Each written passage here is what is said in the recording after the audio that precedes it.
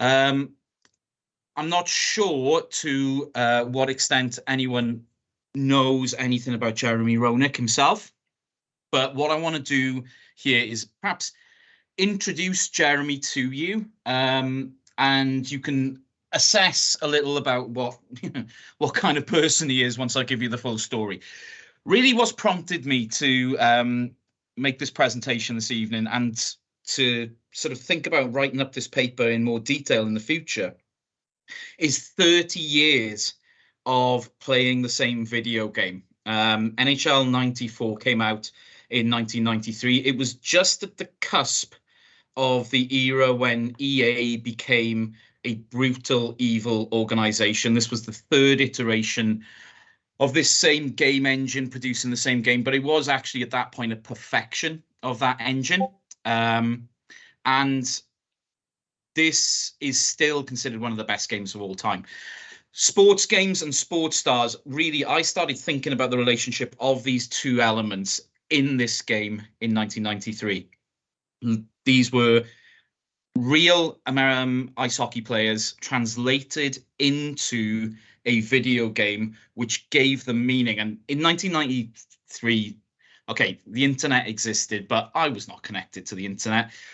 I didn't watch ice hockey. Ice hockey wasn't a thing. It wasn't on television. I didn't know anything about ice hockey at all. And I learned about the sport through playing this game. This game was what gave me an introduction to what actually turned out to be a really exciting sport, and I really got into it for a long time.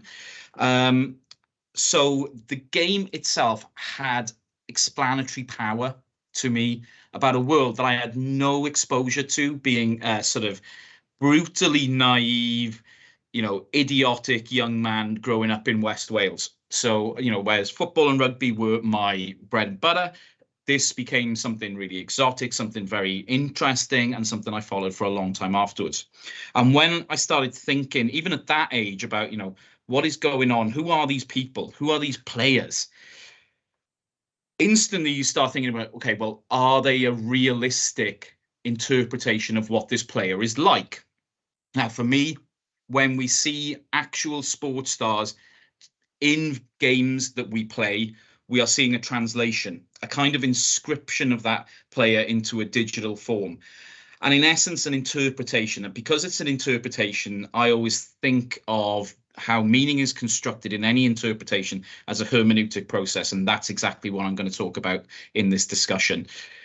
What I came to realize over the years of not just playing NHL, but other sports games like the Madden series and the dreaded and awful FIFA series, is that the way that these people are translated, inscribed, and interpreted by the game contributes to our understanding of that sports person themselves. It has an explanatory power, and it has a descriptive power, and indeed it has an analytic power when we actually come to think of those people in the context of them playing sport or whatever sport they are playing. Just to give you some background on NHL 94, this is the hill I will die on. This is the greatest game of all time. This is the pinnacle and the peak of evolution of video games. It is a legend. I have been playing this game for 30 years, and I still could quite happily sit for hours and hours and hours hammering the poor old Hartford Whalers on this and scoring like 50 goals on them. This is a legendary game. It features in all sorts of lists about this. For a game that is 30 years old, it's still got an incredible online following, which I'm a part of. I can only say thank you that I was 14 and not 16 whether this come out, because I wouldn't be sitting here right now, because I would have literally failed all my GCSEs if this game came out in 1996, not 1993. I thank you, EA. And thank you for the next model and the next engine of this game being really bad, because you saved me a lifetime of real pain. Jeremy Roenick was a hockey player who played in the 90s and is featured in the Chicago Blackhawks team for NHL 94. He played for the Blackhawks for many years, but he played for a number of other teams in the NHL as well. He was selected 8th in the NFL draft in 1988. Now, as an indication, that's pretty impressive. That's the 8th overall in the draft. I mean, good player, really good player. If you're in the top 10, you are a good hockey player. Had a long career spanning 21 years, played in the center position, which is usually a high skill position, won 2 silver medals with the US Olympic team, and made 9 NHL All-Star appearances in those 21 years. The reason why I give you this background is Roenick was a very good hockey player. There is no question about that. Was he an amazing hockey player? No, he was not. He was an extremely good hockey player, but he was not, even in the context of the time he played, one of the top players in the NHL. At a time when you had great players in the NHL like Wayne Gretzky, Mario Lemieux, Jaromir Jagr, Mark Messier, and I can go on and on and on, he would not have been in that top echelon. In fact, there's a fairly good argument that he wasn't the top player on the Chicago Blackhawks either. When they had Chris Chelios playing in defense in this game, Chelios is featured. There's a fairly good argument that he wasn't even the star of the Chicago Blackhawks at that time. But thanks to some creative programming on the part of EA, Roenick in NHL 94 was an unstoppable wrecking ball of a player. He could not be hit. He could not be body checked. He would just simply skate through everyone. He was faster. He had better shooting, better passing, better everything. If you tackle, we don't use that term in hockey, right? But if you hit somebody with Jeremy Roenick, there was a very good chance that that player would be writhing about in agony in a pool of blood, and you get a little message saying player X is out for the rest of the period because basically he has to be taken to hospital. Roenick was basically a cheat code for NHL. If you wanted to play through and you wanted to win, pick the Blackhawks and just make sure Roenick was on the line, because you could basically not lose a game if you had Roenick in your team. That was not congruous with Jeremy Roenick as an actual NHL player. A very, very good player, undoubtedly, but a player so dominant that he could win any game on his own? Not in a million years. So the way that Roenick was constructed in NHL 94 was actually very different to Jeremy Roenick, the player, who I don't want to say, Jeremy Roenick sucked. He certainly didn't, but he was not as good as the game depicted him as being. So what we have here is a construction of Jeremy Roenick, and I'm going to draw on the work of Gadamer here to sort of ground how I understand this as being done. This is where things get a little bit philosophical, so please stick with me. The notion of hermeneutic understanding is an iterative process through which a new understanding of whole reality is developed by means of exploring the details of everyday existence. That's taken from Gadamer directly in 1976. Now, what does Gadamer mean by this? And in this context, NHL 94 is a text which informs this whole reality understanding of Jeremy Roenick. For those of us, many millions of us who played NHL 94, Jeremy Roenick took on a particular meaning to us. And therefore, the meaning of Jeremy Roenick, the player, and indeed to an extent, Jeremy Roenick, the person, is partially made through this text itself. Our experiences of playing Roenick and the experiences of others of playing as Roenick and how that is transmitted through culture. For example, in the 1996 film Swingers, with many of you won't have seen it, but it's basically a whole thing where Vince Vaughn does his Vince Vaughn thing, and because he always plays Vince Vaughn in every film. They have a famous scene where they play this game, and Roenick is described as being absolutely unstoppable in it, so it's inscribed across different forms of culture as well. Roenick, as an idea, as a cultural concept, in part is made through this. So what do we have? We have a very good ice hockey player who features in particular media text, in this case, this video game, which is very popular and even at the time is acknowledged as being a fantastic game. Lots of people play it, say, oh my God, Roenick is the beast. Roenick is the best. Roenick is the GOAT. And this contributes to the cultural understanding of Jeremy Roenick himself. If you like, the game contributed hugely to the cultural capital of Jeremy Roenick himself, to the extent to which Roenick himself admits that, 30%, 40% of people who meet him on the street today in the 2020s, that's the first thing they say. Oh my God, you were amazing in NHL 94. And he's like, man, I'm still dining out off that. So if we take a hermeneutic understanding of what the importance of this is, Roenick's position in this game was essential in the creation, the cultural idea of Jeremy Roenick himself. Hermeneutics situates interpretive processes in wider social, cultural, and economic settings.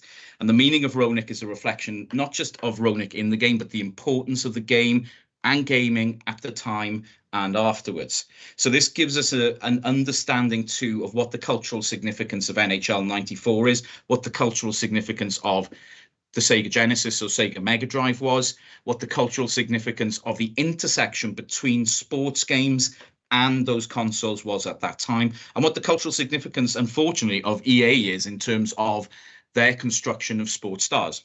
Now, none of our observations are ever free from our experiences, according to Paul Ricoeur, not free from our presuppositions or not free from the projections of our personal values and expectations. And it's that which will become interesting when I discuss Roenick further, because our personal values and expectations, according to this view of Ricoeur, will be shaped in many ways by how we experience Jeremy Roenick across a series of interactions that we have with him in a cultural context. That becomes important. It's not like I've got a Hitchcockian ending to this, but maybe, I mean, if some of you might already be aware of who Jeremy Roenick is, and some of the other examples I'm going to go through. But for the context here, before I get to that point, playing NHL 94 basically constructed Jeremy Roenick as an awesome player, as a hockey god. Truth is, he wasn't. He was a very, very good hockey player. He was not god status in any way, shape, or form. But playing this game put the cultural idea out there that Roenick, oh my God, he is the greatest. So for Ricoeur, we move from a naive understanding to a deeper understanding where the meaning of individual texts and the whole are mutually constitutive and emerge through an ongoing dialogue with one another. As Joe was saying in the previous presentation, this process is known as the hermeneutic circle. And I'm just going to talk a little bit about how I see the hermeneutic circle as a contribution, as being vital in the contribution of meaning to Jeremy Roenick. This is basically, a very, very basic diagram of what the hermeneutic circle is. If you like, we start at the context.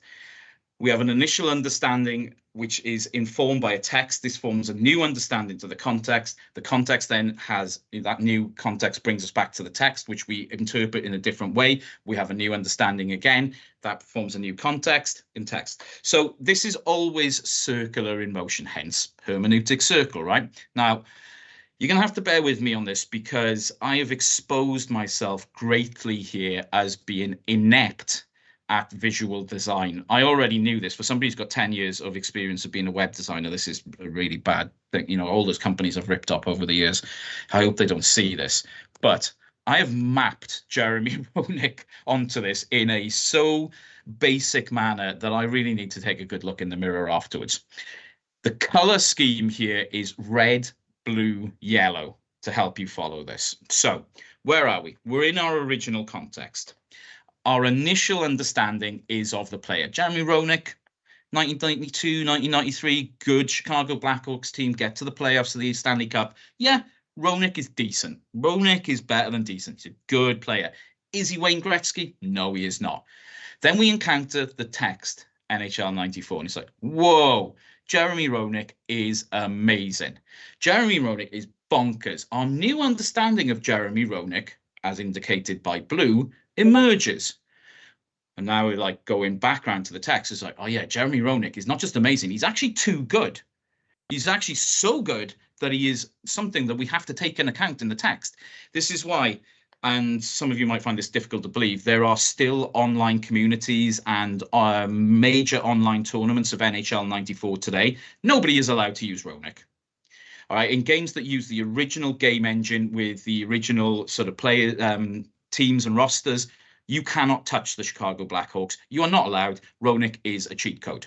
You have to level it out by keeping him out of it. He is amazing. That re-contributes to our new understanding of Roenick is super amazing. All of a sudden, Jeremy Roenick becomes a legend of the NHL.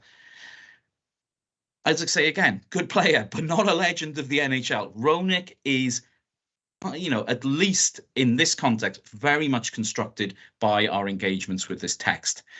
What are the implications of this? Well, you have a successful game, and NHL 94 was an extremely successful game back in the day, a very successful representation. That means a new meaning is formed for that player, and that game therefore contributes to the meaning of that player himself. Very, very simple process. This is the hermeneutic circle in action. But this is not without issues.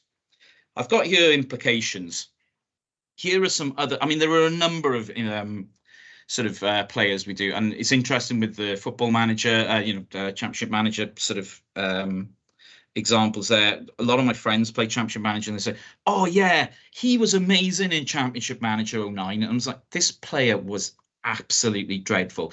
It's almost certainly the sort of player Swansea would have signed for big money, because everyone we signed is actually terrible.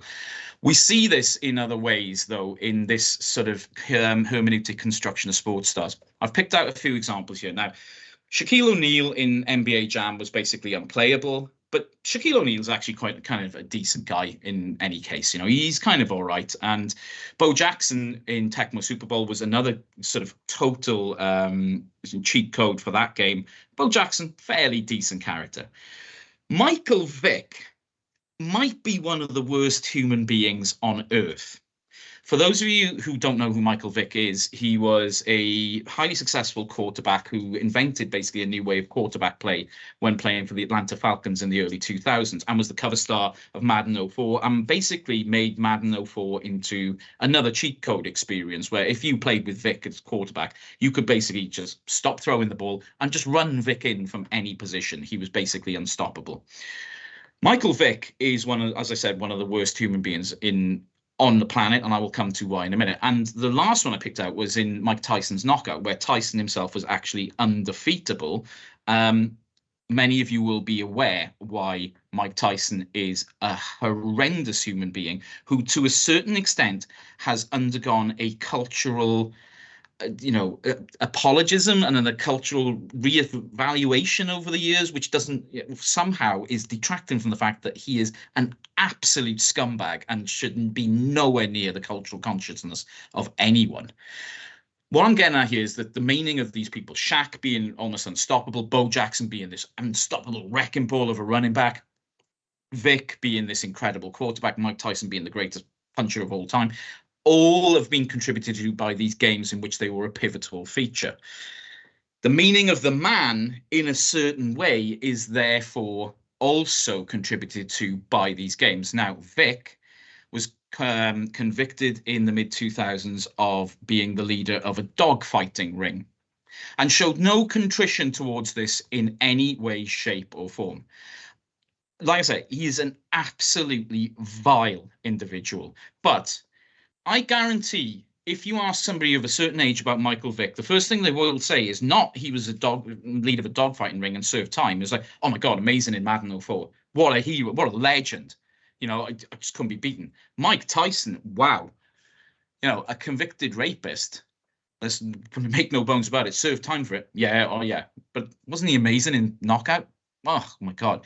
Jeremy Roenick is on the left-hand side of this image next to the 45th President of the United States, Donald Trump, along with a number of other douchebags, including McEnroe there, who has sullied his reputation as well.